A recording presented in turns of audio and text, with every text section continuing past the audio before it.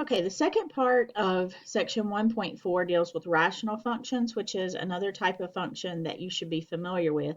Rational functions have some more interesting characteristics than polynomials do, so we'll dive a little bit more in depth with this. So a rational function just basically means you're talking about a fraction here, so polynomial over another polynomial. So there will be restrictions on the domain. So on the domain, you're restricted to where the denominator is not equal to 0. So you do need to make a glance to see that, to see what values would cause that denominator to be 0 and restrict your domain for that. So rational functions are quotients of polynomial functions. Okay, so like if we have a function like this that's described to be the ratio of n of x over d of x, where both of those are linear functions, that would be x minus 3 over x minus 2. So this is not a smooth continuous curve with no breaks in it. There is actually a break where that denominator is undefined. So going back to one of our earlier sections, when we talked about domain, we would look at, if I set this equal to 0, then 2 is the number that gives me a problem, okay?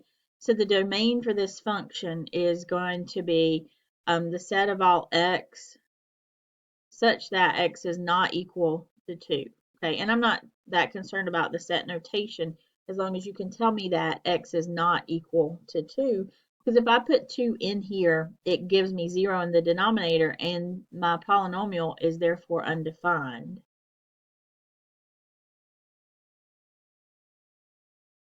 Okay, so the places that it's undefined can either be a hole or a vertical asymptote. And we're not going to really talk about the holes a lot, but we are going to talk about the vertical asymptotes. Okay, so a vertical asymptote is a dotted line. It's a graphing aid that the graph approaches but does not cross. So if I look at this that we were just talking about, we had said that x cannot be equal to 2. Well, if you notice, there's a vertical dotted line here at 2, and that's our vertical asymptote. So the vertical asymptote is actually at x equals 2, and we do have to write it as x equals. So if you tell me 2 and just say 2, you're not going to get credit for a vertical asymptote. You have to write it as x equals 2. And you can see that the graph gets closer and closer to that vertical asymptote, but it never actually crosses that.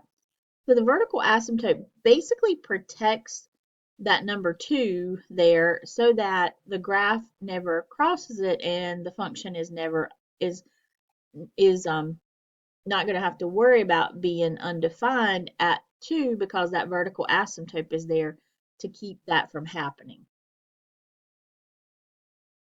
Okay, if you look at one like this, sometimes they're not factored and you have to factor them. So going back to when we've talked about factoring, if I look at this, I'm going to have 8. This is the difference of squares, so it would be minus 2 and plus 2.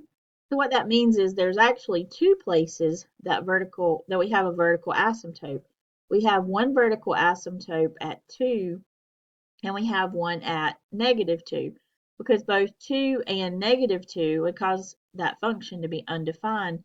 So if you look at the graph, you can see a vertical asymptote here at negative 2, and another one over here at 2. So you get some rather interesting looking graphs.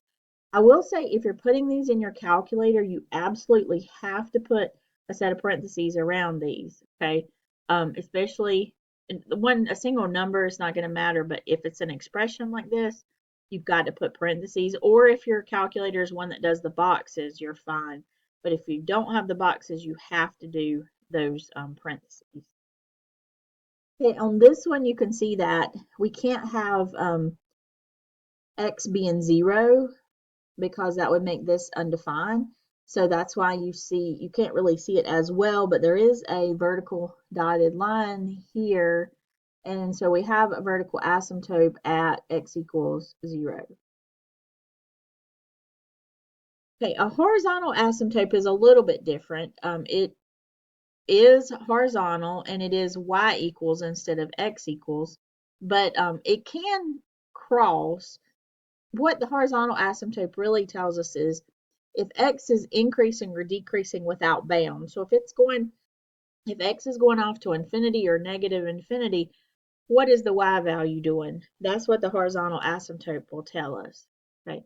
So looking at this, this same one that we've talked about a little bit, we said the vertical asymptote was at 2.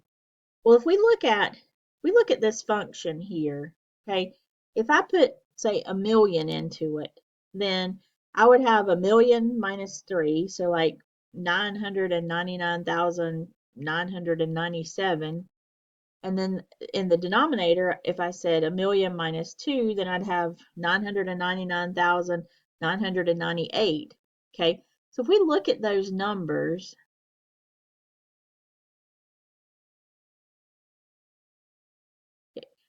basically they're the same. Okay, they're not exactly the same, but they're pretty close. Okay, and so if I divide a number by itself, it's going to be equal to 1. So as x gets really large, going off to infinity out here, what's happening is this rational function, the ratio of these two polynomials here, gets closer and closer to 1. And that's why we have this horizontal asymptote across here at 1. Okay, this one, let me erase. Okay, for this one, it's a little bit different. So if I am looking at this, I've got 8. 8's going to stay 8. It doesn't really matter what I put into it. 8 is 8. But if I put, say, 1,000,000, and I had like 1,000,000 squared minus 4, okay, what happens is if I take just any number and divide it by a super large number, then this is going to get closer and closer to just being 0. Okay, so if I take a number and divide it by a really large number, it gets closer to 0. So that's why I have a horizontal asymptote here, because as x is going to infinity, so going like out toward 1,000,000, 1,billion, 1,trillion, things like that, that ratio gets closer and closer to 0 and works the same way going in the negative direction for negative infinity. The last one here is a little bit hard to see the actual function. Okay, here we go. If I'm going to rewrite this as x plus x squared plus 1 over x, which would be what this would be equal to if I got a common denominator for this. So if you notice in this case, the denominator has a higher degree than the numerator, which means that the numerator is growing faster than the denominator is growing as x goes to infinity.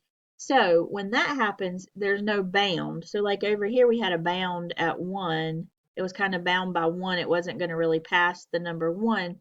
Here it's bound by 0, but over here it's not really bound because it's keeping on, the numerator's outgrowing the denominator. So we have no horizontal asymptote when that happens.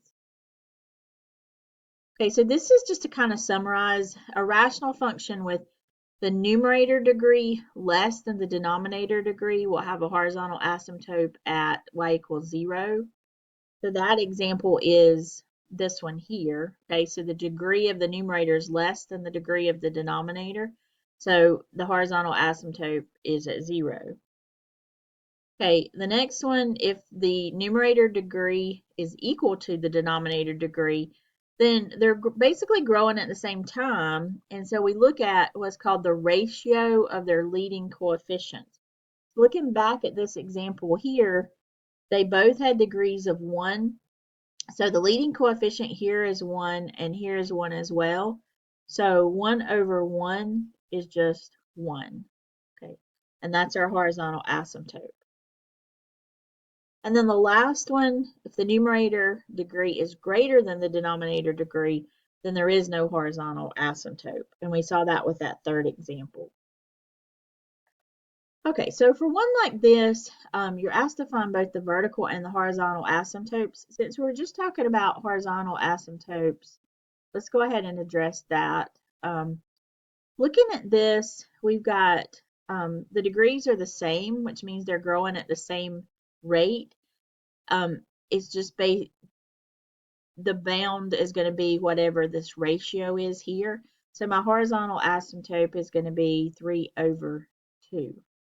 Vertical asymptote, I need to factor these. So if you remember on one like this, we could take out a greatest common factor.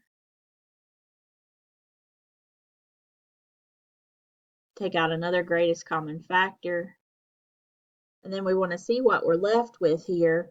So if I look, what would multiply to give me 2 and subtract to give me 1.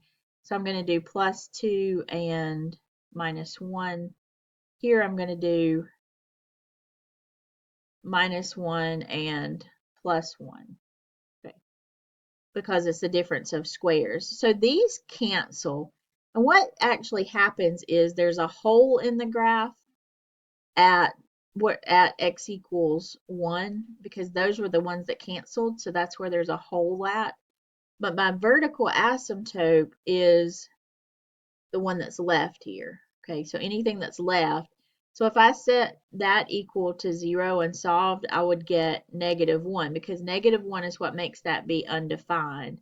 So I have a vertical asymptote of -1, and I have a hole at 1 because of the cancellation there, and then a horizontal asymptote at 3/2. Okay, so here's another one. You can try this one, pause it and try it, or follow along with what I'm doing. Looking at this, if I want to find the domain, I need to deal with the denominator. I'm actually going to go ahead and factor the whole thing just because I'm going to need that eventually. So this would be x plus 3 and x minus 3 for the difference of squares. So the domain, looking at this, I can see that both -3 and +3 would cause the denominator to be 0 and make the expression undefined. So my domain is going to be x cannot be -3 and x cannot be +3. Okay, for the x and y intercepts, the y-intercept, actually let's do the x-intercept first. So the x-intercept is going to come from the numerator. And just remember the numerator is the top function. Okay. So if I set that equal to 0, divide it out, so x is going to be -1. That would be my x-intercept. The y-intercept, you're just going to plug 0 in. So if I put 0 in here, I'm going to be left with just 3 on the top.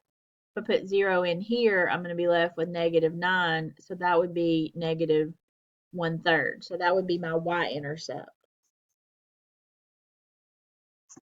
Okay, the equations of all vertical asymptotes. So vertical asymptotes come from the denominator, which is the bottom. Okay, so we want to look at the bottom only for the vertical asymptotes. And it's actually going to correspond back up here.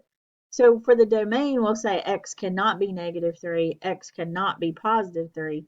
But for the vertical asymptotes, we have an asymptote at -3, and we also have one at 3. Okay, so we have 2 vertical asymptotes for this one. If there is a horizontal asymptote, find its equation. Okay, so if we look at the degrees, we have a degree of 1 and a degree of 2.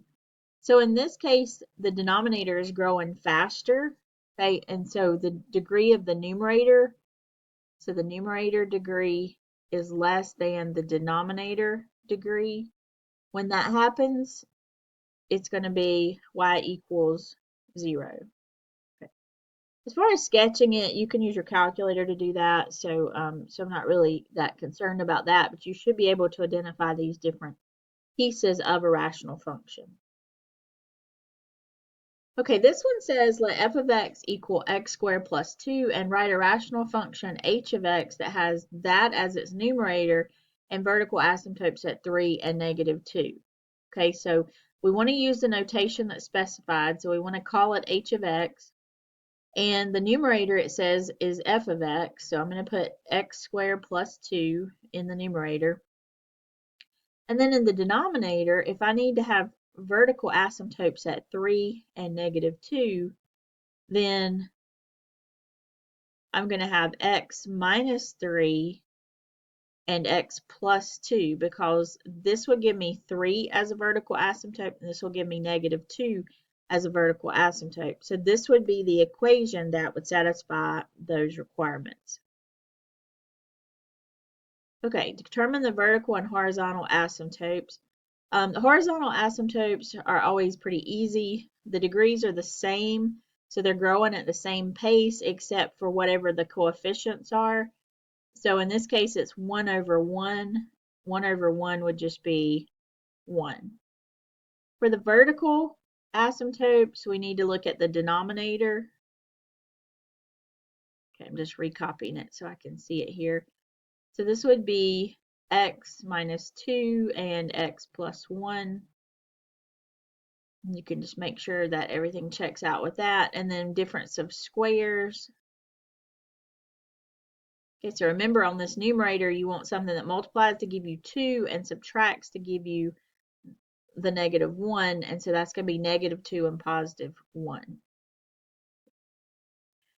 Okay, so we do have common factors there.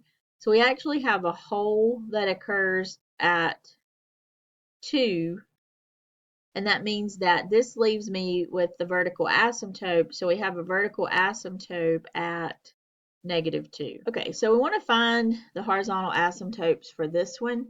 If you look, we've got degree of the numerator is 2, the degree of the denominator is 3. So if the degree of the numerator is less than the degree of the denominator, that's going to be y equals 0.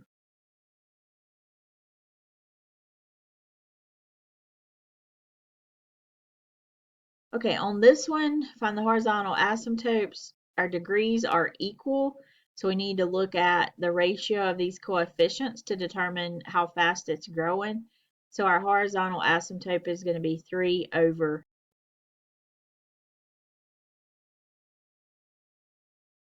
Okay, on this one, if we look at this, you've got the degree of the numerator is more than the denominator, so the numerator is growing without bounds or without any kind of restrictions on it.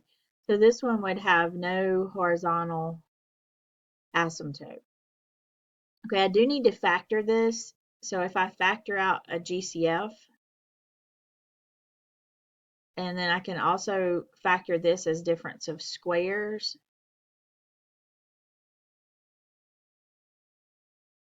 That's going to leave me with x plus 5 when I take out a GCF here.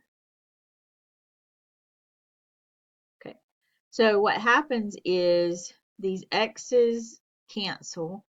Okay, so I'm going to have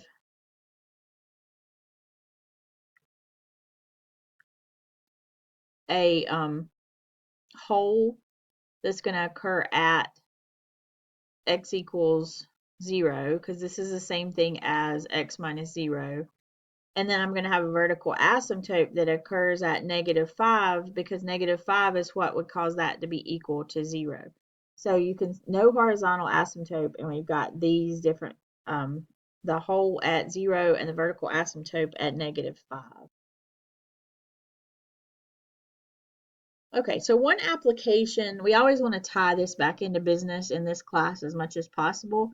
So a company that manufactures computers has established that a new employee can assemble N of T components per day after T days on the job, where N of T is given by this particular function. Sketch a graph from 0 to 100, including any vertical or horizontal asymptotes. So let's just look at it strictly mathematically based on what we've been saying. So looking at this, we would have a horizontal asymptote at y equals 50 because they have the same degrees.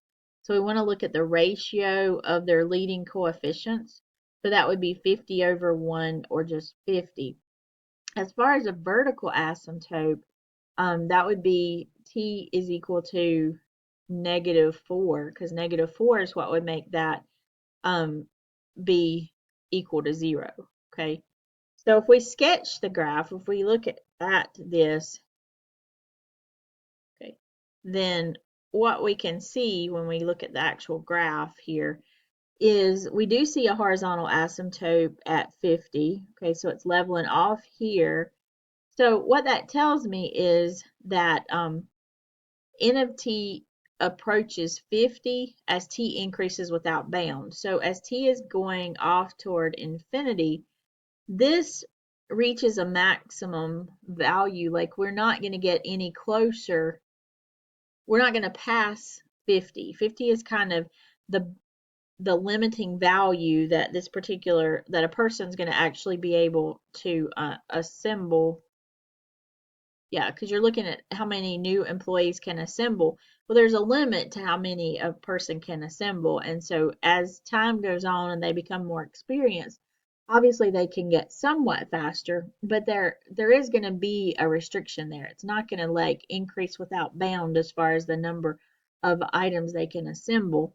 And one reason the vertical asymptote did not show up on the graph that we just looked at is that it does not fit in this domain. Okay, so when you talk about business applications, a lot of times we have domains that are relevant because obviously you can't have -4 days that a person has worked. So you have to work somewhere between 0 and, in this case, 100 days for this particular model to work for us. So if we look at the graph again, you can kind of see that you're starting on day one.